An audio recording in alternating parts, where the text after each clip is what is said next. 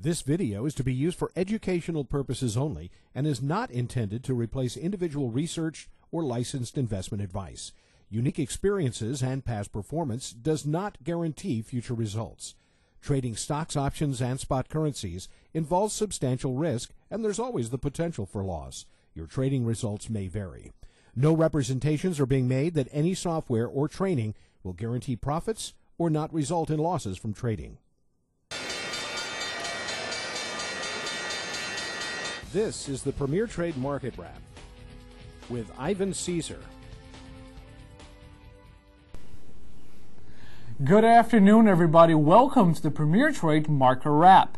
The Federal Reserve lowered its benchmark interest rate by half a point to 4.75%, the first cut in 4 years, hoping to keep the U.S. from sinking into a recession sparked by spreading housing market fallout.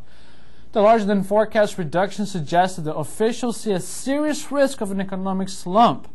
The 6-year expansion is threatened by job losses and a worsening housing downturn. The Labor Department said the Producer Price Index fell by 1.4% last month, the best showing since a 1.5% fall last October. It was a much bigger decline than the 0.3% drop that had been expected and was led by a 6.6% plunge in energy costs, the biggest drop in more than 4 years.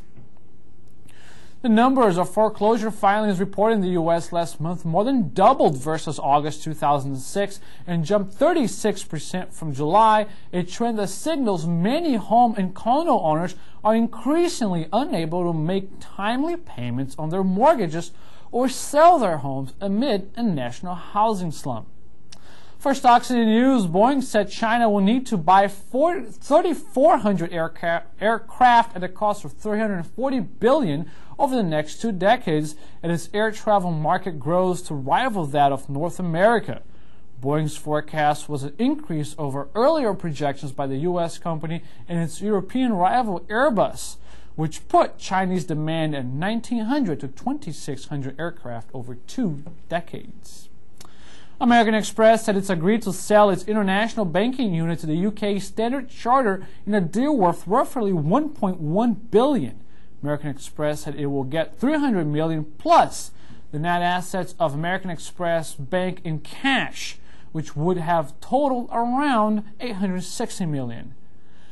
Lehman Brothers Holdings, the number 4 investment bank, on Tuesday said third-quarter profits fell less than expected as strength in stock trading and investment banking offset losses from the struggling mortgage market. Lehman Brothers said quarterly profit fell 3.2% to $887 million, or $1.54 a share.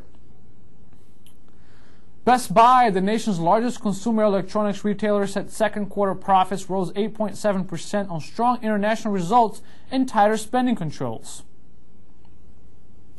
Scheduled economic reports for Wednesday include the Consumer Price Index for August, the housing starts for August, building permits for August, Energy Department oil inventories for the week of September 14th. Scheduled earnings reports for Wednesday include CarMax, Dressbarn Mills, Herman Milker's, CKE Restaurants, Morgan Stanley, and the Bombay Company. This has been the Premier Trade Market Wrap.